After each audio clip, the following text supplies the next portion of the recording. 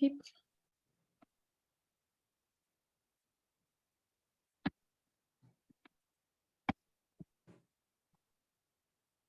Muy buenas tardes, tengan todos ustedes. A nombre del Consejo Empresarial Mexicano, les doy la más cordial bienvenida a este evento, que se presenta del primer ciclo de conferencias y que el día de hoy se apertura con este tema que es de suma importancia para todos. La ruta al México ganador, impartida por Gustavo de Hoyos Walter, a quien le agradezco el día de hoy por su presencia y le doy la más cordial bienvenida. Agradezco también por su presencia, pero sobre todo por su interés en estas conferencias, que son temas de interés para todo el país y que serán un punto medular en este Consejo Empresarial y en todo México. Al presidente del Consejo Empresarial Mexicano, Juan Carlos Pérez Góngora, quien a continuación dará una breve introducción del evento y en este momento le cedo el uso de la voz. Adelante. Muchas gracias, Tania. Pues buenas tardes tengan todos ustedes nuevamente. Muchas gracias, Gustavo de Hoyos, por acompañarnos a esta reunión del Consejo Empresarial Mexicano. El Consejo Empresarial Mexicano inicia actividades el año pasado, prácticamente a finales del año, con el fin de reunir asociaciones empresariales y profesionales. No únicamente empresariales, sino profesionales, porque vemos hoy en día que la profesión en sus diferentes tipos, los abogados, los ingenieros, los arquitectos, los economistas, los contadores y todas las profesiones, nos pueden ayudar mucho en el trabajo cotidiano para tener una verdadera organización de representación, defensa de los intereses de todos los afiliados. Y entonces unimos asociaciones empresariales y profesionales y buscamos dos puntos en general. El primero de ellos es fortalecer estas organizaciones, que es lo que nosotros vemos hoy en día, que una organización no puede realizar una defensa de los intereses de sus agremiados, un colegio profesional, una asociación de profesionistas, una cámara de comercio, una asociación de diferentes giros de empresarios, si no tiene recursos para que la asociación pueda funcionar. Entonces estamos buscando cómo fortalecer a la asociación y tenemos proyectos que ya están en marcha y que están funcionando. Y el segundo de ellos, que normalmente uno dice somos una organización, un contrapeso, ¿no? Y el contrapeso lo vemos como un tema, pues, del contrapeso del gobierno, de no dejar que actúen en políticas equivocadas.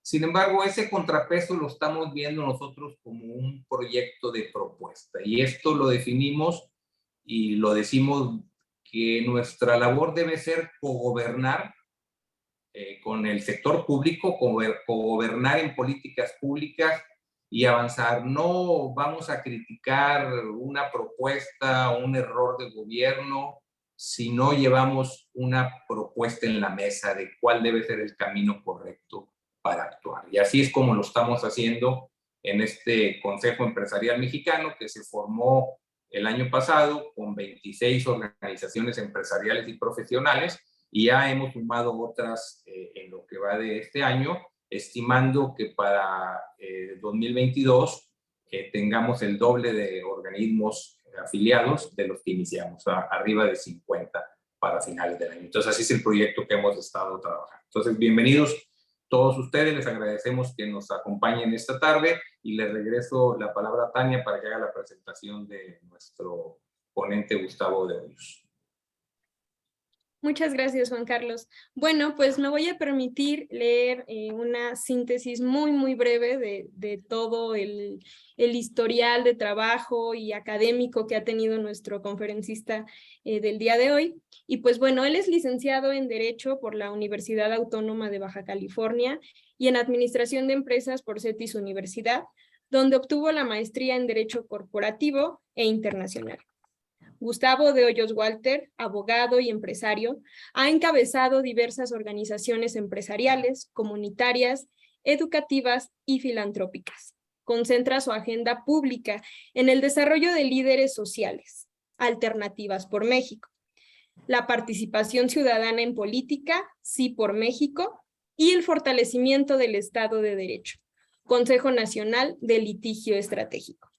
Fue presidente nacional de la Confederación Patronal de la República Mexicana, Coparmex, y se coloca como uno de los principales líderes de opinión en México, siendo articulista invitado en los diarios Reforma, Excelsior, El Universal, El Financiero y El Heraldo, y regularmente publica los portales Sin Embargo y Expansión Política. El día de hoy nos hablará de un tema súper interesante que titula La Ruta al México Ganador. Antes de que pueda nuestro invitado empezar con su conferencia, les recuerdo a todos los asistentes brevemente que si tienen preguntas para el conferencista las pueden mandar por escrito por la parte del chat y se seleccionarán las preguntas pues que tengan interés obviamente en lo que nos está comentando el expositor, y esta selección de preguntas se le harán al expositor en los últimos 15 minutos. Tendremos unos 15 minutos al final para mostrarle estas preguntas y que el invitado pueda resolverlas. Entonces, sin más preámbulo, le cedo el uso de la voz a Gustavo de Hoyos Walter. Bienvenido. Muchas gracias. Muy buenas tardes a todas, a todos.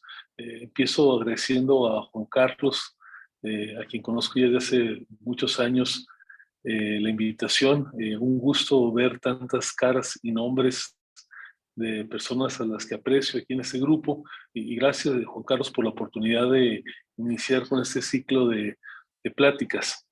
Fíjense que cuando charlaba con Juan Carlos sobre cuál debería ser la temática, le decía yo que me parecía importante hacer una presentación acerca de cuál es la coyuntura del país y sobre todo qué estamos haciendo quienes, como el que les habla, pensamos que el desarrollo del actual gobierno no ha sido el mejor y que hemos tomado la decisión de tratar de incidir en el rumbo que lleva el país. Empiezo diciendo que yo no soy miembro de ningún partido político, nunca he trabajado en el gobierno ni he sido candidato, pero estoy convencido de que a los ciudadanos nos corresponde cada vez más involucrarnos activamente en los temas de la agenda pública.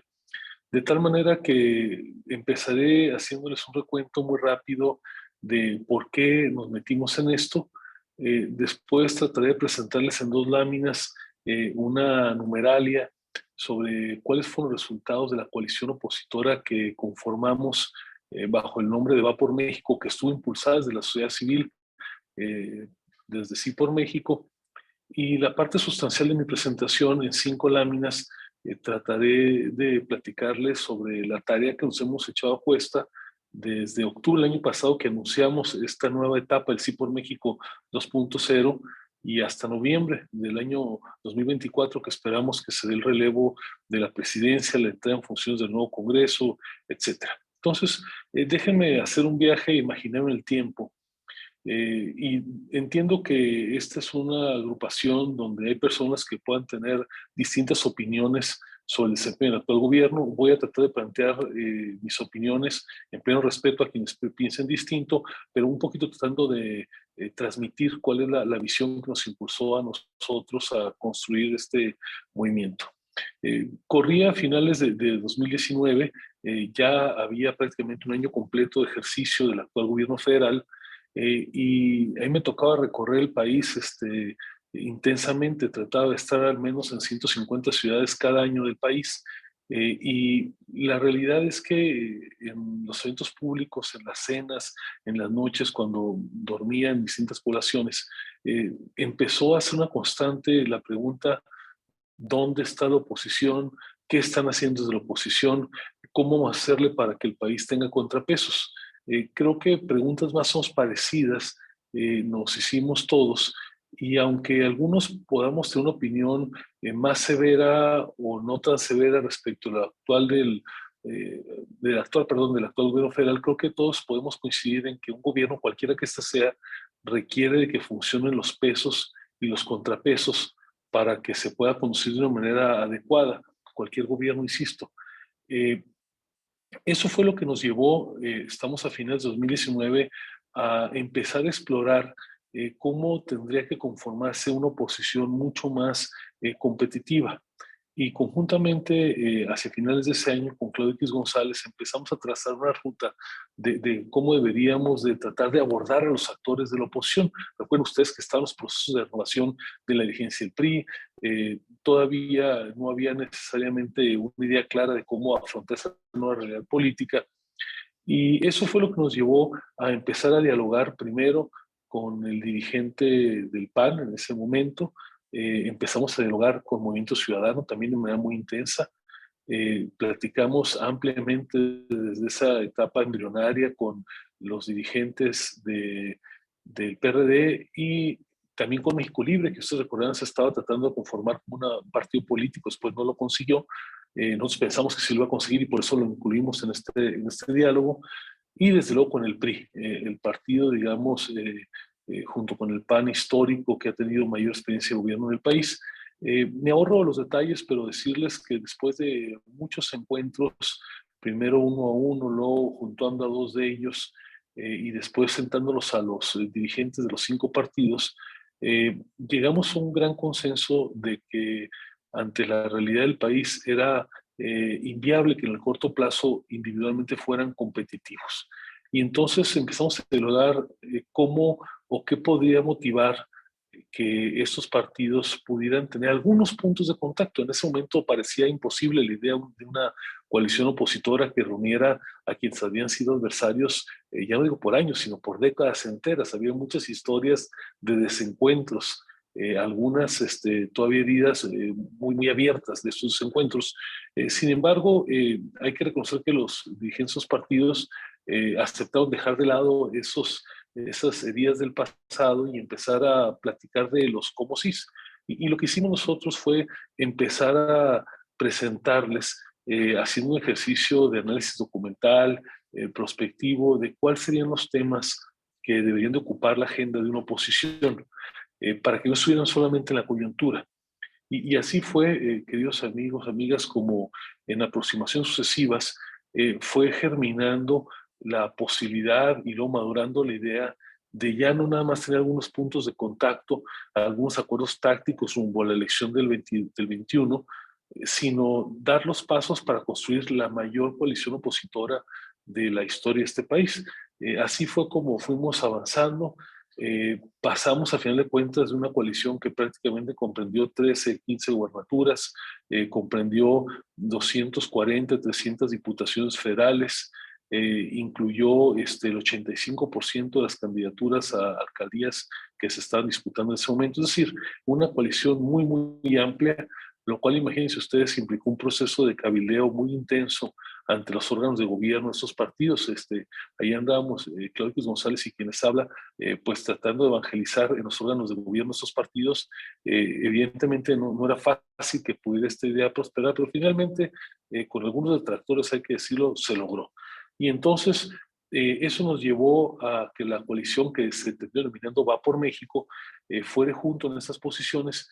Y empiezo justamente aquí mi presentación con un par de láminas donde quiero traer su memoria, porque sé que lo traen por ahí ya presente, cuáles fueron los resultados en 2 láminas solamente de esta coalición. Déjenme tratar de compartir la pantalla. Luego nos falla aquí la tecnología, espero que no sea el caso. Permítanme un momentito. 3, 2, 1. Dice que ya va a empezar. Y ahora déjenme solamente buscar cómo irme al PowerPoint y creo que ahí lo tengo. Ya está viendo mi pantalla. Ahí se alcanza mi pantalla. Muy bien. Sí, Muy bien. Les presento entonces en 2 láminas estos resultados. Miren, primer lámina. Aquí ustedes pueden ver los números totales de la votación en la elección de diputados federales, porque es la única votación que es realmente nacional. Las otras son diputaciones, algunas gobernaturas, alcaldías. Si nosotros ponemos en un lado la votación de los 3 partidos de Va por México y del otro lado ponemos la votación perdón, y del mismo lado la votación del Movimiento Ciudadano, que determinó no ir en esta coalición, pero que para efectos prácticos actúa de manera sincrónica en la mayor parte de las votaciones, se lograron de este lado 22.927.000 votos.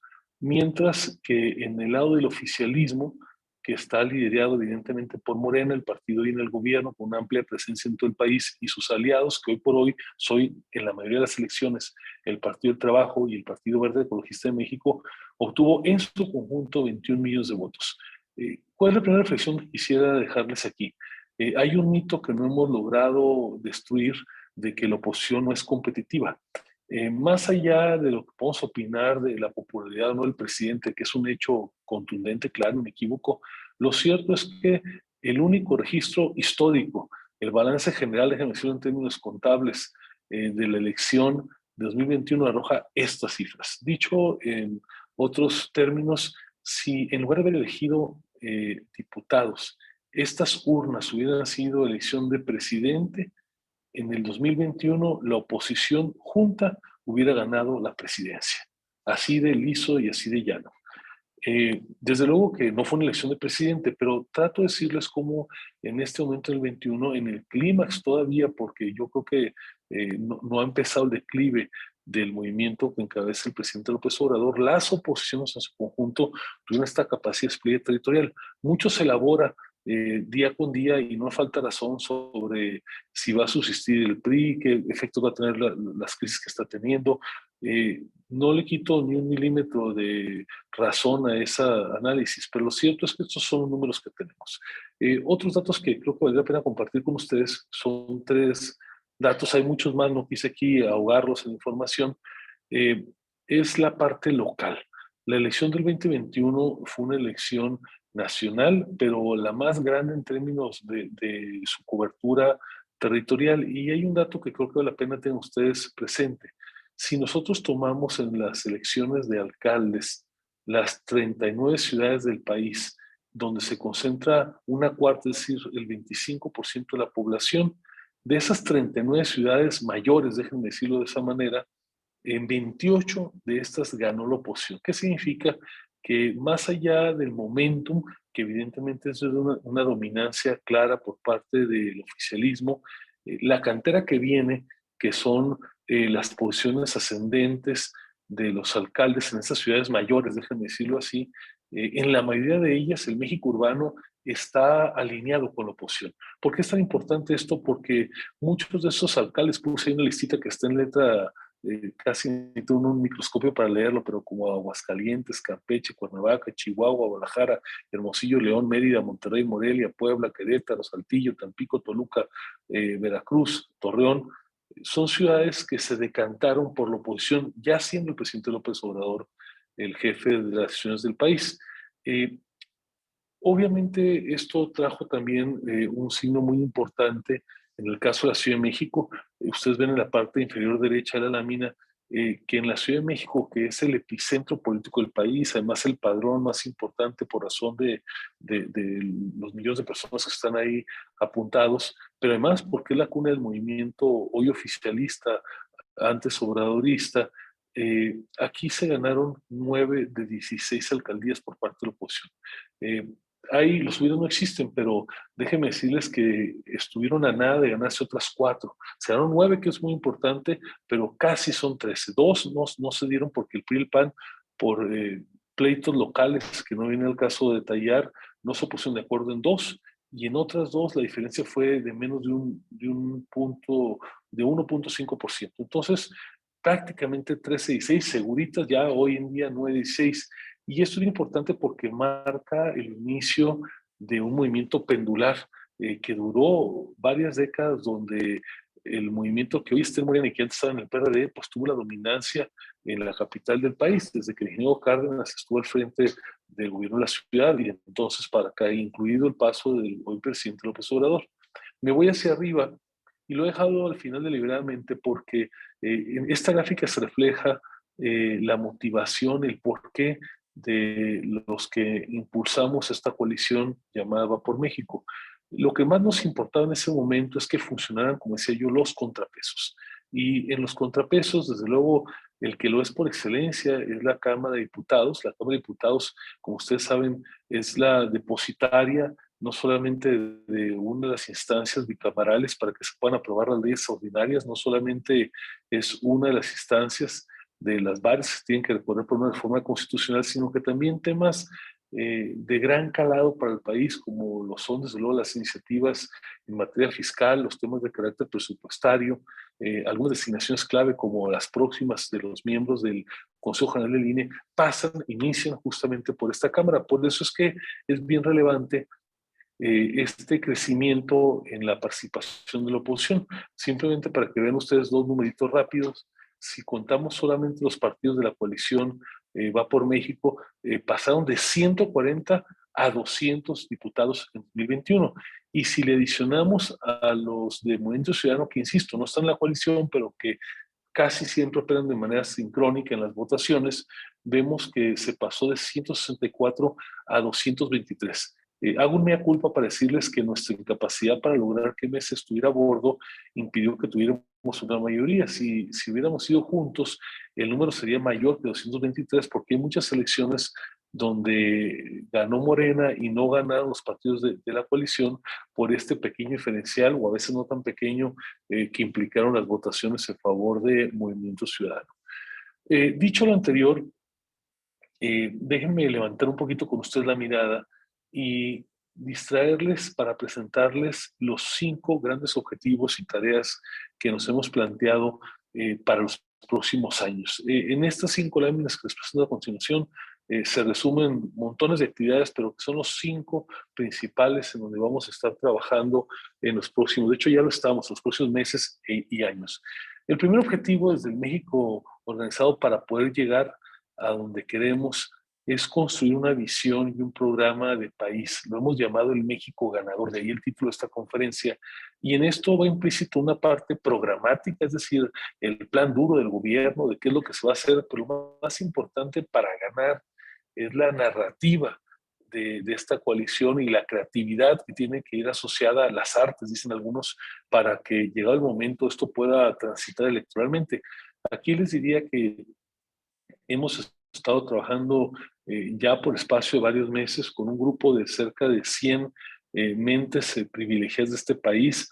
Les diría que prácticamente todos los expertos que no están en el gobierno o afines al gobierno, los generalistas y los especialistas, nos hemos reunido con ellos en privado, no les hemos pedido que pongan su firma o su nombre, nos interesa más ahí su sapiencia que su valentía, que muchos son muy valientes, pero en este momento más nos interesa que nos puedan aportar sus conceptos, y con apoyo de un grupo robusto de expertos, un secretario técnico bien estructurado, se ha estado construyendo esta visión de país. Déjenme decirles que yo siempre insisto que estar en la oposición no se trata de ser el contras de todo lo que se presenta desde el gobierno, se trata de tener una propuesta distinta, alternativa, que en este caso el sustrato, la base de la propuesta es un país exitoso, ganador para todas y para todos. Muchos pensamos que la apuesta y la narrativa del actual gobierno es hacia la mediocridad, donde se cuestiona el aspiracionismo, donde parecería que solamente tener 2 pares de zapatos, eso significa éxito. Nosotros pensamos que este país, la inmensa mayoría de los mexicanos, buscan todos los días superarse a sí mismos, a sus familias, y quieren que les vaya bien en el día de hoy, quieren una mejor casa, si pues se puede un automóvil, quieren viajar, quieren tener salud de calidad, quieren seguirse educando y quieren tener una vejez tranquila y con los elementos materiales necesarios. Entonces la visión que está incluida en esto que estamos trabajando es esa visión de un México ganador. Les platico que este proceso, que ha sido muy complejo, muy intenso, nos ha llevado a tener ya cerca de 200 entrevistas y no sé cuántos documentos, tal vez 400, 500 minutos que han ido y venido. Y yo espero que a partir del mes de agosto tardío, septiembre temprano, pongamos en la mesa un documento, digo yo, mártir, o una versión beta de esta propuesta, que va a empezar a ser la narrativa en torno a la cual va a empezar la oposición a construir su visión de futuro. No se trata, insisto, solamente de ser los contras de quien sea el gobierno, se trata de poner algo mejor en la mesa y demostrar que esta es una opción válida. Una segunda tarea, queridas amigas y amigos, es movilizar a la ciudadanía para, 1, disminuir el abstencionismo, y 2, aumentar el voto opositor. Miren, el oficialismo, lo digo y no es ninguna revelación aquí, está fuerte. El presidente López Obrador tuvo 30 millones de votos, que representa la mitad del padrón. En el proceso de revocación de mandato, donde la oposición decidió no participar, todo el oficialismo logró movilizar otros 15 millones de votos, lo cual representa en números absolutos cerca del 25% del padrón. Y entonces decir que en un ejercicio de este tipo medido se tiene el 25% del padrón, pues no es una mala cifra. La verdad es que es un activo bastante valioso, y es el que cuenta hoy el oficialismo, encabezado por el presidente. Entonces nosotros, ¿en qué estamos enfocados? En lograr aumentar la votación, disminuir el abstencionismo, porque la única manera de contrarrestar a las hordas de personas que van a votar en favor del oficialismo porque están hoy por hoy convencidas de que el apoyo que están recibiendo en efectivo es, digamos, suficiente para estar bien, no han visto el daño del país que se está haciendo en el mediano plazo, pues es lograr que haya más votantes. Si no lo conseguimos, va a ser una cruzada destinada al fracaso. Y entonces estamos organizando capítulos de Sí por México en todo el país. Estamos contactando y vinculando y tratando de dar mayor impulso al trabajo de las organizaciones de causa, las que están metidas en temas de integridad pública, en temas de igualdad sustantiva para las mujeres, del medio ambiente, las que están en temas de la inseguridad, de la educación de calidad, tantas y tantas organizaciones con que no tienen una confesión partidaria ni mucho menos, eventualmente sí participan en ese tipo de procesos, y desde luego estamos tratando, y digo tratando porque es algo que está en construcción, de motivar la participación de millones de mujeres y de jóvenes que hoy por hoy, por razones creo muy válidas, han decidido no participar en la política. Una tercera tarea, voy llegando al centro de la presentación, a la mitad, es mantener la solidez de la coalición Va por México y ampliándola a otras fuerzas políticas. Cuando logramos en 2020, en 23 de diciembre de 2020 para ser exactos, me quería yo regresar a Mexicali a celebrar Navidad, y estábamos aquí a medianoche encerrados en una oficina. Parecía que el éxito se había conseguido, finalmente íbamos a tener una coalición amplia, opositora, muy amplia, pero créanme que por la misma conformación, por los retos cotidianos, abundan día con día fuerzas centrífugas para que se diluya la coalición, desde las tentaciones de acercarse al poder hasta los errores de tal o cual dirigente, hasta batallas que están en lo local entre partidarios de uno y otro partido que está en la coalición. Dicho en resumen, es una coalición sólida en su actuar, pero bastante frágil porque la tenemos que alimentar todos los días. Y además de esto, tenemos que hacer que crezca. Ahí les comparto que una buena parte de nuestra tarea de concertación política es en lograr este objetivo, mantener y acrecentar.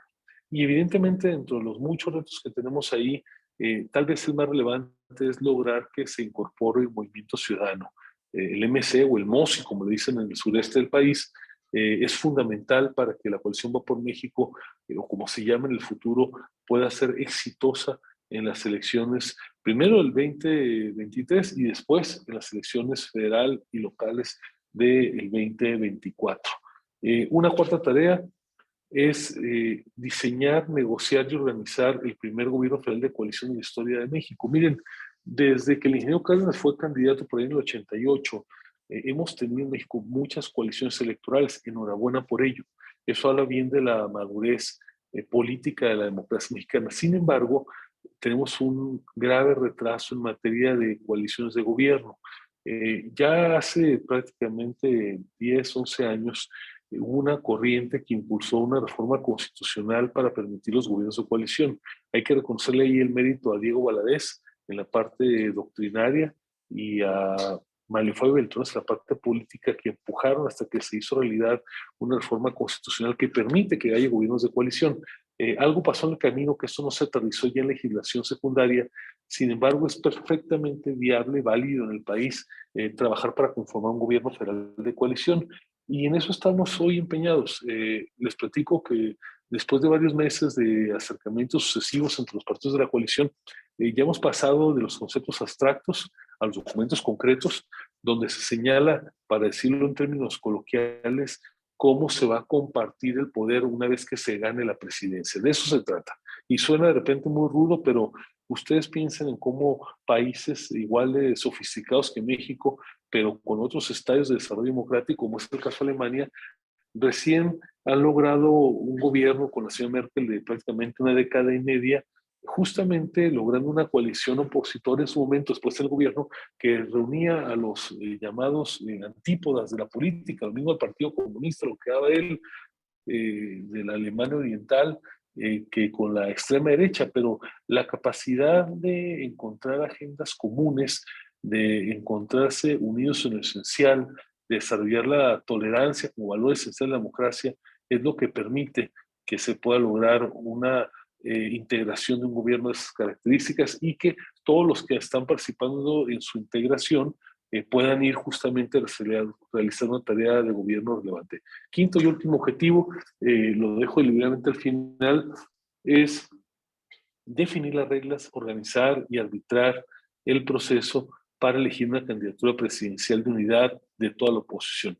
Nos dicen con frecuencia, oye, se están tardando en el oficialismo, pues ya andan ahí los candidatos, o ahora los llamados corcholatas por el presidente, no me gusta el término, pero así se ha digamos, fijado en el caló político. De aquel lado hay una persona que va a decidir quién es candidato o candidata a la presidencia. Acá las cosas son más complejas. Hay 3 o tal vez 4 partidos participando y no son nada más los dirigentes omnímodos en su decisión. Tienen que consultar a muchos grupos, a muchas fuentes reales de poder, y entonces nosotros tenemos que tener la capacidad como terceros interesados de buena fe en Sí por México de poner ese proceso. Miren, hoy les platicaba una comida que parte del éxito de lo que hemos hecho es que sin tener quien les habla, ni tampoco Claudio X, una representación formal, en base a la capacidad para ir poniendo propuestas disruptivas y ayudar a que se aterricen, es que hemos logrado tener una participación relevante con los partidos y que muchas de las ideas que hoy se van materializando hayan partido de una idea abstracta que surge justamente de los que no estamos en la vía partidaria. Entonces, yo creo que aquí vamos a tener la definición del método muy pronto.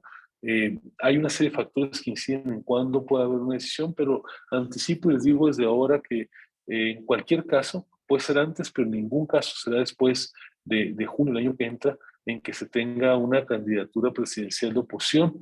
Yo soy los que piensan que tenemos que procesarla mucho más rápido para que tenga tiempo de tomar calle y pueda ser competitivo, pero evidentemente es un hecho que no solamente depende de mí, depende de un conjunto de factores reales de gobierno, de poder, y que van a hacer que esta decisión del lado de la oposición se vaya atrasando. Estas son las 5 tareas y solamente termino diciéndoles que aunado a estas tareas de concertación política, empezando así por México, estamos empeñados en varios frentes. Aquí se los platico, hoy no me voy a ocupar de todos ellos, solamente les pido lo tengan en el radar. Hoy les he platicado de qué estamos haciendo en Sí por México, que es la parte que tiene que ver sobre todo en la concertación política con partidos y liderazgo en comunicación, pero tenemos otros 4 ejes en los cuales estamos trabajando colgados de lo mismo. Uno es desarrollar la visión país del México ganador, se los platiqué brevemente.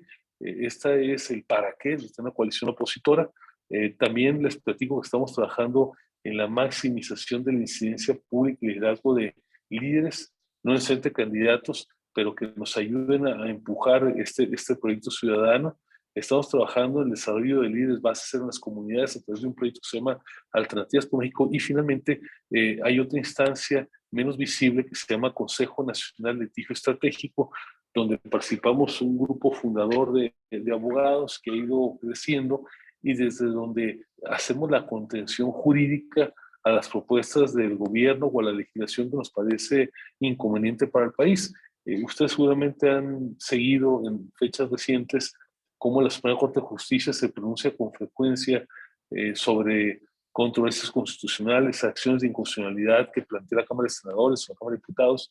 Déjenme decirles que mucho del sustento legal del trabajo para que pueda excitarse al Poder Judicial de la Federación se hace justamente en este grupo que lo trabaja, lo procesa con generosidad y lo pone a la disposición de estos senadores y diputados cuando se requiere por legitimación que ellos actúen, o bien en muchos casos, como hoy lo hemos hecho, obtienen suspensiones en el Tren Maya, en Dos Bocas, lo hacemos directamente con la firma desde el Consejo del Equilibrio Estratégico, que tiene, por cierto, reconocido pues un carácter de tercero interesado para ese tipo de cosas. Entonces, esas son las cosas que estamos hoy haciendo. Decirles que aunque el reto se ve bastante complejo, yo soy de los convencidos de que sí se puede lograr. Déjenme quitar aquí la presentación.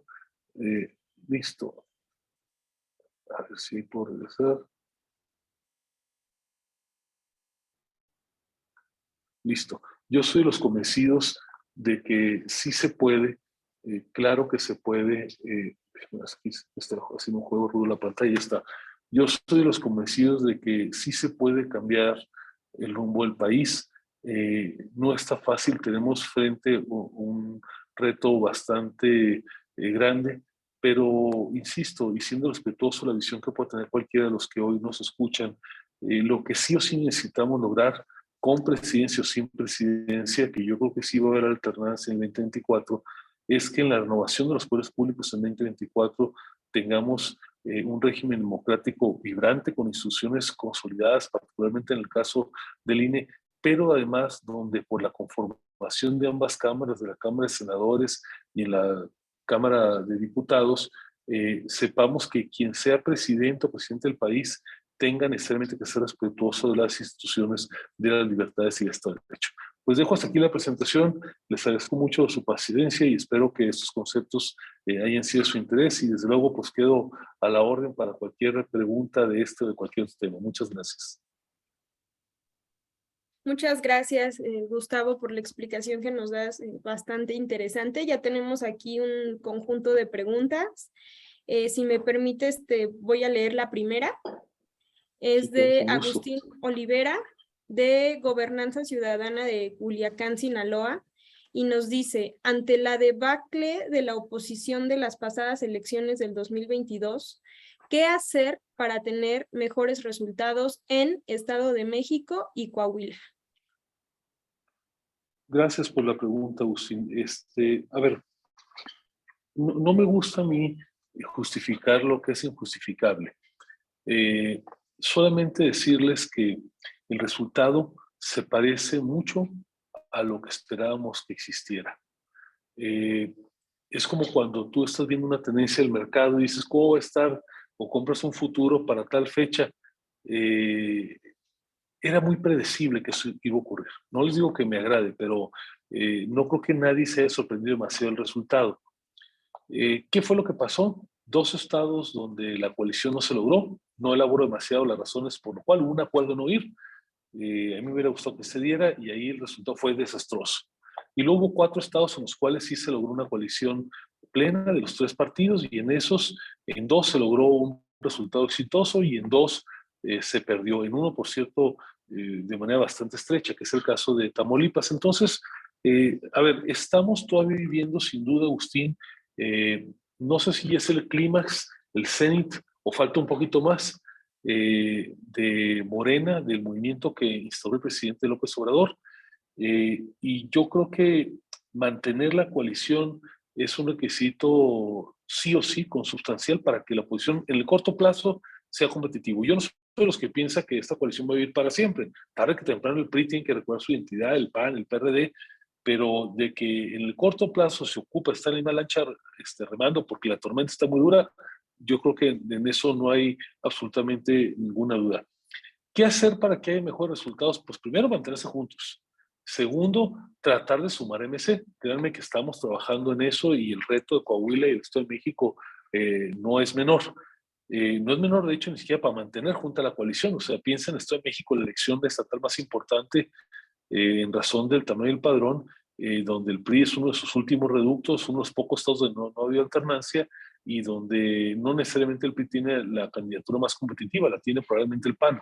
Y entonces eso tensiona de una manera muy, muy aguda la posibilidad de que esta coalición se mantenga. Ahí es donde entra nuestra chamba de que, más allá de estos temas que están ahí, digo yo que hay muchas fuerzas centrífugas que tratan de colapsar la coalición, y lo que nosotros hacemos es una fuerza centrípeta para que se mantenga unida a pesar de los pesares. ¿Qué se tiene que hacer? Pues diría, uno, pues primero estar juntos, segundo, tener buenos candidatos y candidatas, sin duda, de nada sirve estar juntos sin una buena propuesta de valor. Y tres, que la ciudadanía, a través de personas como ustedes y como yo, se movilice, porque lo cierto, y lo decía hace un rato, es que el voto oficialista anclado en los programas sociales y anclado en lo que significa ser gobierno, ser campeón siempre ayuda, eh, está fuerte. Entonces, yo espero que haya un buen resultado en el 2023. Si fuera muy malo, la coalición no tiene futuro, y hay que lograr que sí lo tenga, porque el país, insisto, más allá de la opinión que tenga cada uno de si quiere o no quiere que haya alternancia, lo que sí nos conviene a los mexicanos es que tengamos un sistema de contrapesos que funcione. Incluso aquellos que están en favor de la continuidad del actual gobierno, creo que coincidirán en esta parte conmigo, en que tiene que haber una oposición competitiva que modere, que modula y que rete los paradigmas de quienes están en el gobierno.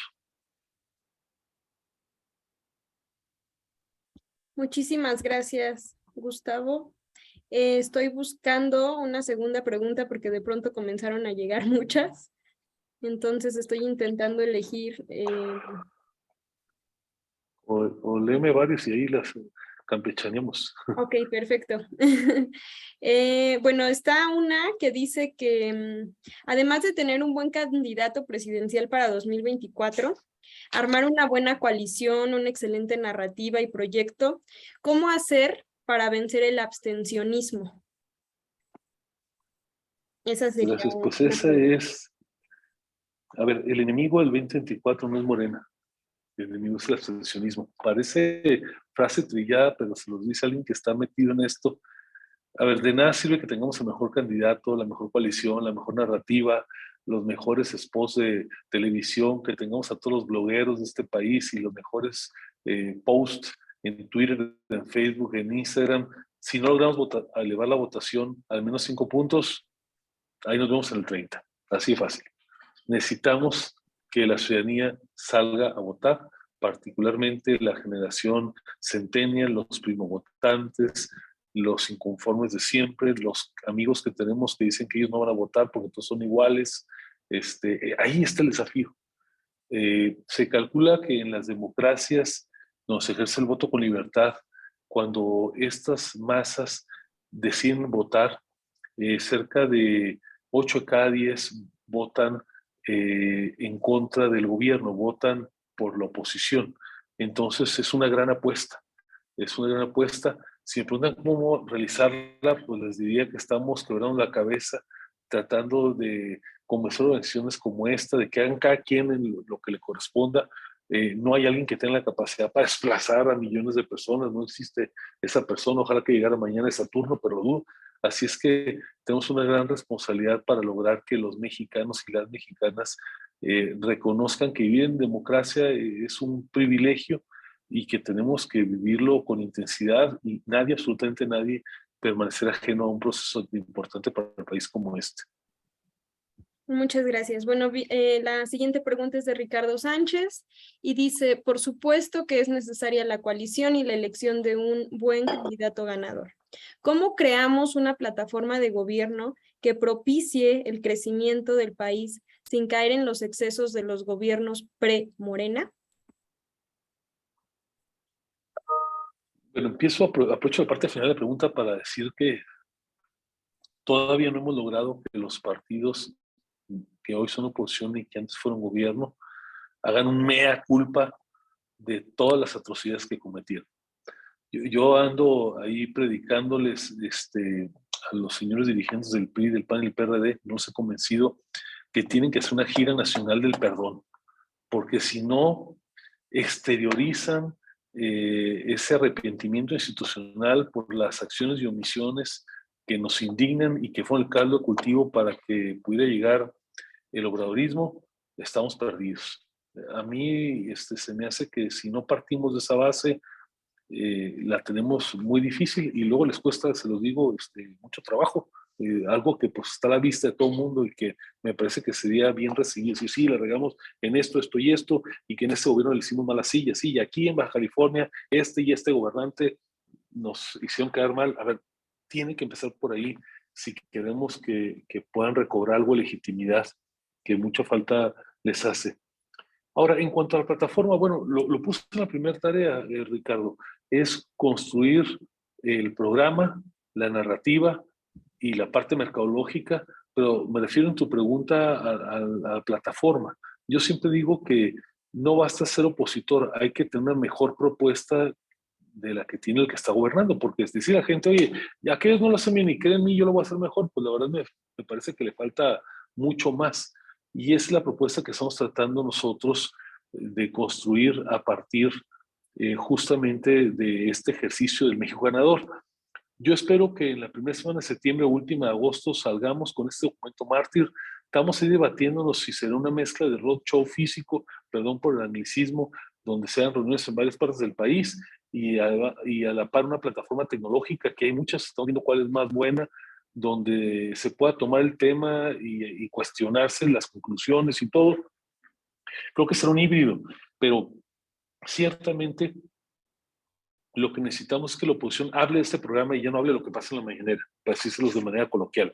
Necesitamos hablar de nuestras propuestas, de qué pensamos en la educación, de qué pensamos en seguridad, y no estar nada más siguiendo como zombies lo que haya dicho el presidente en la mañana, quién descalificó, de qué opinó, si llevó buenas de malas, si puso adelante a fulano o a tal persona. Necesitamos agenda propia de la oposición, agenda de futuro y una agenda que sea pertinente, memorable y sobre todo que sea inspiradora para los mexicanos.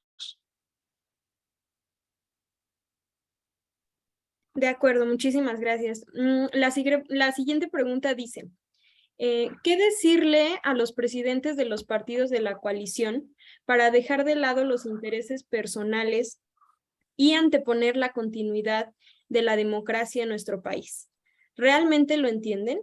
¿Podría darse una coalición que postule a un ciudadano no político que pueda tener una posibilidad real de vencer, que pueda llevar su administración con un manual creado por una totalidad de las corrientes políticas unidas? Y nos pone como ejemplo personajes como Carlos Loret pudiera tener alguna oportunidad para ser postulado. Es una pregunta de Carlos León, tesorero del Consejo Empresarial Mexicano. Carlos, me dices que formuló la pregunta, no escuché esa parte, que hay una ambulancia cerquita. ¿Quién la formuló? Carlos León. A Carlos, perfecto. Perdón, sí. Es que justo cuando estabas hablando aquí casi parecía que tenía la ambulancia arriba de mí. Espero que no sea el caso, ¿no? A ver, miren, los partidos políticos, yo nunca he estado metido en esto más que ahora, y alguien me enseñó la definición ahí en la ley electoral, son órganos de interés público creados, y lo cito casi a la letra, para alcanzar y conservar el poder. Así es la ley. Alcanzar y conservar el poder. No le puedes decir a un político que no trabaje para eso, pues para eso se metió un partido político. Entonces, los políticos profesionales, que también aprendieron el camino que no hay que hablar de manera despectiva porque ocupamos un mix entre los buenos políticos profesionales y los ciudadanos, digamos, sin afiliación partidaria, pero con interés y capacidades en lo público. Esa es su visión, para eso se han entrenado. Es un futbolista pues, que empezó en ligas inferiores y pretende pues, ser centro delantero y hasta que se jubile no soltarla, ¿no? La misma lógica es la que tienen los políticos. El momento actual lo que reta es a que entiendan que no les alcanza por sí solos, que los equipos en los que militan, es decir, sus partidos, tienen un profundo descrédito, no hay público ahí en sus estadios, y que tienen que abrir los espacios a nuevos jugadores, tienen que regalar boletos para que la gente llegue al estadio y tienen que hacer jugadas distintas, para decirlo en términos así muy coloquiales. Si eso no lo logramos que lo comprendan, seguramente no van a tener éxito electoralmente hablando. Respondiendo a tu pregunta, Carlos, yo sí creo que hay una posibilidad por la coyuntura de una candidatura externa a los partidos en la presidencia. Sí la hay, claro que la hay. No está sencillo. Justamente la fortaleza coyuntural es el descrédito de los partidos y la ausencia de grandes figuras. Miren, si esta pregunta me lo hubieran hecho, yo estaba muy chamaco y no estoy presumiendo, en el 99, cuando se hablaba de una alternancia y el hoy expresidente Vicente Fox estaba bien encarrerado, yo les diría, pues ahí está, ¿no? No había duda de quién iba a ser candidato de la oposición. Era inequívoco. O si me hubieran preguntado en 2018 temprano quién iba a ser el candidato del movimiento opositor hoy en el gobierno, pues era obvio que era López Obrador. Nadie tenía la menor duda. Ahora sí que el registro de candidato era nada más un requisito en un continuo. Hoy eso no está así. Y qué bueno que no esté así, porque entonces abre posibilidades. Sí hay una posibilidad concretamente de que haya una candidatura externa, puede ser un periodista, puede ser un profesionista, un empresario destacado, un dirigente empresarial del pasado. Yo creo que sí hay esa coyuntura. También los políticos profesionales tienen su corazoncito, obviamente, ¿no? Y algunos son muy calificados. Entonces, estamos trabajando el método, tengo que ser cuidadoso en no irme más allá de lo que puedo decir para no violar mis compromisos de confidencialidad como uno de los que está trabajando ahí en este proceso, pero estamos tratando de que el mecanismo de definición considere esto, que lo que acabas de preguntar, cómo lograr que esté por delante el interés legítimo incluso de los dirigentes partidarios, una buena postulación que sea fresca, que les garantice a los partidos obviamente que el día de mañana te vas a voltear y los vas a echar para afuera, porque también es una preocupación que tiene ahí, pero sobre todo que tengan capacidad de ganar. Yo siempre les digo que pues primero hay que ganar y luego vemos todo lo demás, ¿verdad? Porque luego dicen, no, es que el señor no tiene esta experiencia y le falta esto. Le digo, bueno, pues espérate, después vemos cómo lo ayudamos al gobierno, ¿no? Pero si no tenemos una buena candidatura, pues vamos a quedarnos con el gabinete perfecto, pero imaginario, ¿no? Entonces hay que ganar. Eso es lo que se trata primero y luego ya todo lo demás. Muchísimas gracias, Gustavo. Yo creo que ya para ir cerrando, te diré la última pregunta. Dice, es de Luis Felipe Cervera. No alcanzo a leer bien el otro apellido, pero es Luis Felipe. Dice, el país es rehén de los políticos, sobre todo de quienes están en el poder. ¿Quiénes o cuáles son las otras fuerzas que pueden incidir y lograr respeto? Hemos visto que los empresarios no han participado. Hoy, 6 o 7 países en América son de izquierda. Esto ha debilitado a países líderes como los Estados Unidos. Para México, ser socio, como los Estados Unidos. Para México, ser socio comercial era una especie de vínculo para que no se modificaran los esquemas ni se moviera hacia un solo lado. ¿Qué nos puedes decir de esto, Gustavo? Bueno, a ver, empiezo recomendándoles un extraordinario artículo que publiqué yo, no es cierto, pero sí léanlo, está publicado hoy en Sin embargo, en el portal que aparece ustedes, lo pueden encontrar también en YouTube en versión video, donde hablo de la nueva izquierda latinoamericana, y también hay uno mejor todavía que publica en Reforma hoy, Sergio Sarmiento, y de lunes de Jorge Castañeda sobre este tema. Ya les dejé tarea, pero a ver, las izquierdas están fortaleciendo en el subcontinente latinoamericano, hay que reconocerlo. Me gusta la reflexión que hizo Jorge Castañeda, donde dice que nos tiene más que preocupar izquierda o derecha si estamos hablando de un candidato populista, porque hay de izquierda y derecha que va en contra de las instituciones, o si estamos hablando en realidad de un individuo que más allá de estas condiciones de la geografía, pero en geometría clásica de la política,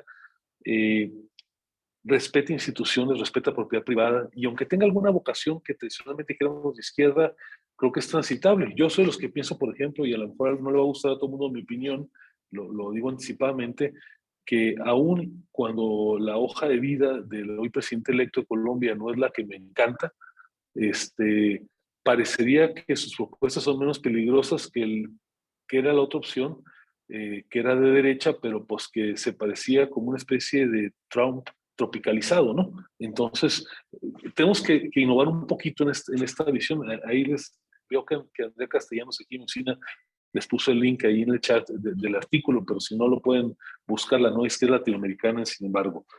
En otra parte de la pregunta preguntabas sobre los tratados, ser socios comerciales. Yo creo que el TEMEC nos sigue ayudando. De hecho, fíjense, un tema que poco reflexionamos, y yo creo que voy a escribir sobre eso pronto, es el cambio cultural de México en torno a la globalización. Pónganse ustedes a pensar que en la campaña de 2018 nadie, ni Ricardo Anaya, ni José Antonio Meade, ni López Obrador retaron esto. Oye, hay que salirnos del TLC en ese tiempo. Hay un cambio cultural en México, una apuesta, yo diría que hoy es una decisión política fundamental de mantenerse en la globalidad, y eso es bien importante porque fíjense ustedes cómo, aunque tenemos 3.580 millones de diferencias con el presidente, en esto él no se mete, dice, hay que estar ahí con Norteamérica. Y eso es muy bueno para el país porque sigue siendo un elemento de coincidencia en lo esencial. Imagínense que lográsemos en otros temas tener una coincidencia como la que tenemos en eso, y como estaríamos en otro punto del país. Entonces, yo lo que creo es que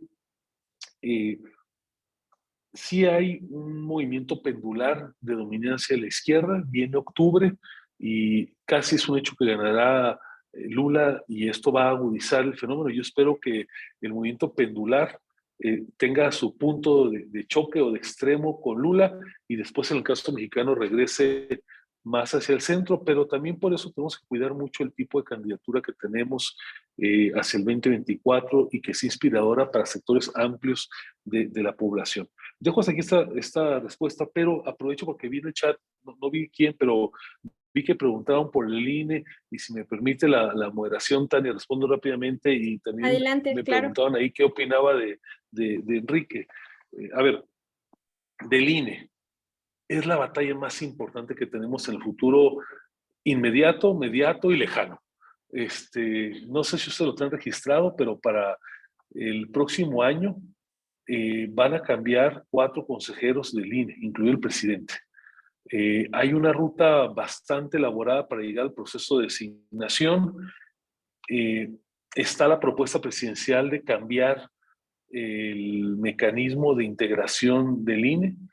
Gracias a la moratoria constitucional no va a pasar esa propuesta, se los digo categóricamente, pero aún y que no pase, es la madre de todas las batallas, para citar el clásico, lograr que tengamos consejeros profesionales, probados, imparciales, del servicio de carrera.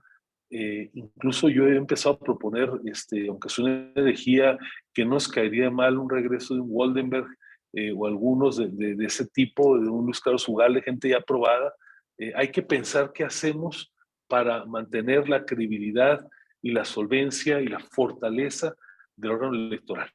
Miren, ¿qué fue lo mejor de la elección de Colombia? Y perdón que cite el caso que recién estaba ahorita mencionando, que a los 5 minutos de que se cerró la votación, gracias al sistema electoral, incluso un cuate tan disruptivo como Hernández inmediatamente reconoció el resultado. Eso se logra cuando hay credibilidad electoral, y hoy la tenemos en México, y hay que cuidarla por sobre todas las cosas, porque nos podrá gustar este gobierno, no gustarnos, querer un cambio en el 24, en el 30 o que le sigan, pero lo que tenemos que querer siempre es que haya democracia y que quien gane por la voluntad popular sea quien llegue al poder. Entonces, empiezo diciendo, de esa batalla, podemos estar en desacuerdo en la opinión del actual gobierno, del PRI, del PAN, bueno, eso se vale y enriquece. En lo que tenemos todos que estar unidos es en mantener la credibilidad de las elecciones, y eso pasa por la solvencia y la estabilidad y la fortaleza del árbitro electoral. Segundo, me preguntaban por ahí, por Enrique, yo les diría, es uno de los varios que pudieran ser candidatos. Yo platico con él con mucha frecuencia. La última vez, la semana pasada, Enrique desde hace tiempo decidió anunciar su aspiración. Enhorabuena por ello. Creo que vamos a ver en las próximas semanas varios, diríamos, en lenguaje clásico del siglo XX, destapes, fotostapes, y qué bueno que así sea, porque creo que a la oposición nos viene bien que estén en el escrutinio público varios nombres, porque el escrutinio público es muy severo y empieza a decapitar lo que no le gusta, ¿no? Entonces yo siempre digo que más vale que haya tiempito para las sorpresas se ventilen, y entonces esto vaya permitiendo decantarse y lleguemos al final con 3 o 4 candidaturas muy sólidas, y que al final tengamos la mejor candidatura posible. Y hasta ahí, perdón, a la moderación, a Tania, por atribuyendo No, dos preguntas está no perfecto. formuladas. No, para eso es el espacio, al contrario, muchísimas gracias por responder. Y bueno, aprovechando como este espacio que se abrió, me parece interesante una pregunta que dice aquí que ¿qué opinas del contrapeso al poder que se pudiera presentar de los organismos empresariales o de las empresas? Porque generalmente estos pues se mantienen callados o en armonía con el poder. Ya que fuiste presidente nacional de Coparmex, ¿cuál sería tu opinión? Es una pregunta de Rafael Zamudio. Gracias, Rafael. Pues miren, yo soy medio guerrillero, ya me conocen. A ver, tengo mi teoría y la voy a explicar tan rápido como me permitan. A ver, yo creo que las empresas, las chiquitas por su debilidad, digamos, por su tamaño, no pueden enfrentarse fácilmente al poder, y las muy grandes, por ser públicas, por deberse al mercado, tienen que cuidar quienes las encabezan, el valor de su acción, sus clientes, no pueden tomar partido fácilmente, no pueden pelearse con el gobierno, lo entiendo. Si ellos me dicen, oye, ¿por qué el señor fulano, la señora fulana, que es de la empresota X o Y, perdón que no haga citas para no hacer alusiones personales, ustedes piensen los nombres, no se enfrenta él que tiene o ella que tiene esta capacidad y por qué no dice y por qué es comparsa? Yo lo que digo siempre es que quienes encabezan los consejos de administración de esas empresas, su deber primordial es con sus accionistas y con los otros stakeholders que tienen, con sus clientes, proveedores, trabajadores del mercado. Entonces, no les pidamos a los líderes de las grandes empresas que asuman ese papel de contrapeso porque no les toca. Ahora, a quienes sí les toca son las organizaciones empresariales. A ver, las organizaciones empresariales tienen que ser un dique entre la acción del Estado o de los gobiernos, desde lo local hasta lo nacional, los municipales, los estatales y el federal, y contener esas acometidas que vienen a veces en forma de reglamentos, a veces en formas de órdenes de visita domiciliaria y a veces incluso en una orden de aprehensión, una carpeta de investigación. La chamba de las organizaciones es que ese dique funcione y que logre contener estos embates del poder. Se trata de que no le llegue a las empresas o les llegue disminuido, como pasa con un dique en el mar.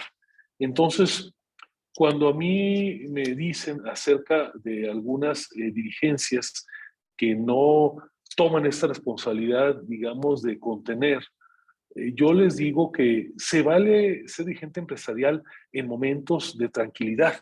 Es como un almirante, ¿no? Que trae su traje blanco perfecto, muchas insignias por maniobras militares, pero nunca le ha tocado ir a una batalla de verdad.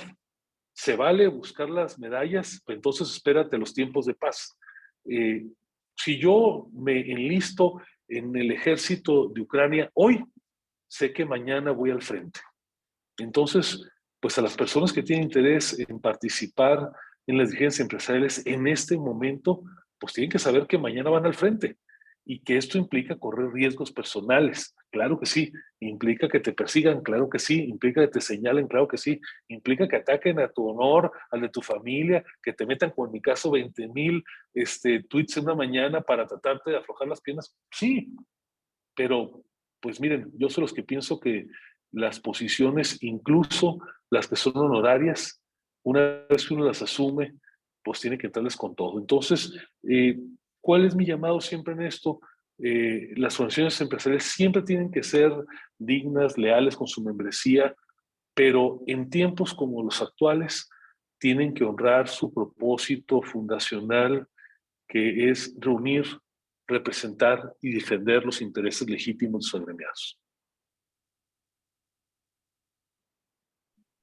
Excelente respuesta. Muchas gracias, Gustavo. Pues bueno, hay muchísimas preguntas más. El tiempo nos quedó corto. Yo les ofrezco una disculpa a todos los que no se pudieron leer estas preguntas. Sin embargo, bueno, creo que Gustavo ha sido bastante claro en el tema desde el inicio y en las preguntas que has respondido de manera clara y efectiva. Te comento que también tienes muchos saludos y muchas felicitaciones por parte de las personas que están pues escuchándote. Y en este momento entonces yo cederé la palabra a Juan Carlos Pérez Góngora para que dedique unas palabras de cierre. Si me permites, Tania, antes de eso, perdón, Juan Carlos, nada más les dejo mi celular. Si alguien quisiera enviarme un WhatsApp para que podamos interactuar, encantado, lo contesto yo directamente. Hay otro número que maneja el equipo, pero es 5544549742, lo repito, 5544549742. O bien ahí está, ya saben, el Twitter y lo demás, pero normalmente yo soy del siglo pasado, así es que me entiendo más en WhatsApp que en otras cosas. Entonces ahí está, 5544. Mira, Andrea aquí en mi oficina es más rápida que un pistolero al oeste. Ahí está. Muchísimas gracias, Gustavo. Bueno, pues antes de agradecerte, Gustavo, creo que has hecho un gran trabajo, pero ese trabajo lo tenemos que hacer todos nosotros en nuestras representaciones que tenemos, en nuestras actividades diarias, y tenemos que trabajar para lograr tener una verdadera participación. Ahorita se mencionó el caso del abstencionismo, que es uno de los principales problemas que tenemos, y es lo que vimos en la elección de este mes en diferentes estados de la República. Creo que ese es un papel fundamental. Y el trabajo que está haciendo de Sí por México y las diversas plataformas, las 5 plataformas de acción en donde participa y encabeza Gustavo de Hoyos, creo que es muy importante no olvidar el Congreso. Por ahí también vi una pregunta de Jorge Contreras sobre ese tema de que si no es importante el Congreso. Déjenme decirles que Morena en 2018 tenía 250 y algo así, 2 diputaciones. En el 21 bajó a 200 y bueno, pues eso crea una expectativa de que pueda bajar a otras 50. Sin embargo, es quién las va a ganar.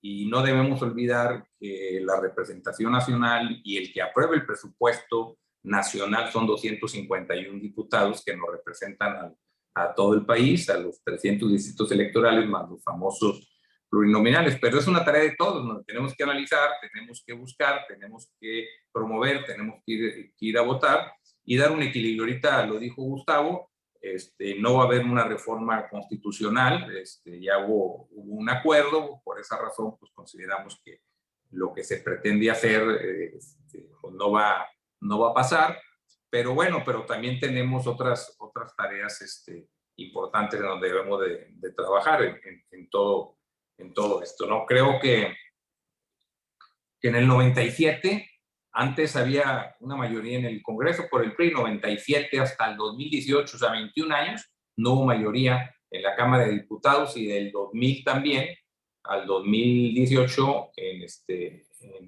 18 años no hubo mayoría en el Senado.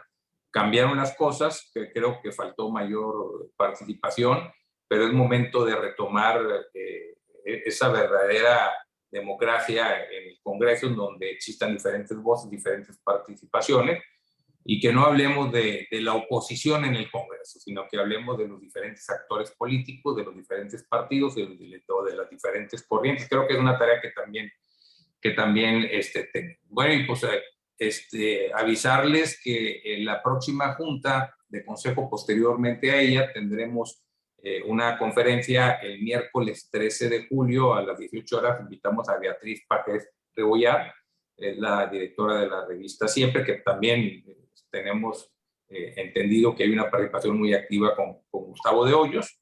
Y pues a Gustavo agradecerle. Desde el día 1, oye, desde el día 1, no se la pierdan la de Beatriz y no me gana la amistad que la tengo. Es una gran mujer, muy valiente, con una claridad conceptual impresionante, y creo que van a salir muy contentos de esta charla. Perdón, Juan Carlos, nada más quería hacerle publicidad, y qué buena selección.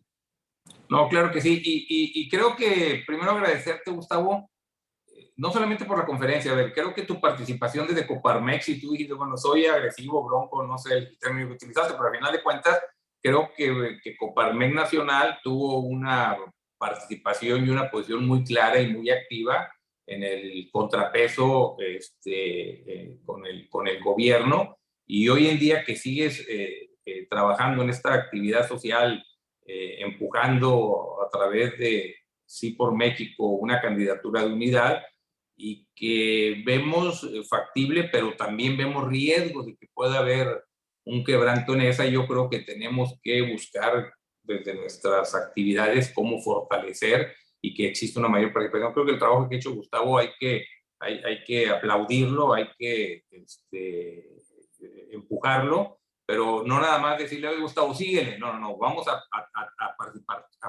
participar todos en este tipo de actividades. Creo que es una tarea de todos y creo que se puede lograr. Y no es que queramos sacar a Morena por sacarlo, sino que existe una verdadera democracia y una verdadera participación y alguien que tenga una visión de crecimiento del país, el candidato que nos convenga, el partido que nos convenga, la coalición que nos convenga. Creo que hay que trabajar en eso. Bueno, y como ustedes saben, el Consejo Empresarial Mexicano, pues estamos aportando un grano de arena y pues hay que seguirle adelante. Pues muchas gracias, Gustavo, por esta participación y pues no es una despedida, seguimos en contacto para trabajar en equipo, ¿no?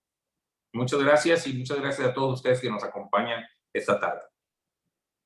Gracias, saludos a todos. Muchas gracias. Luego. A la orden. Muchas gracias. Buenas tardes a todos. Buenas tardes. Bye.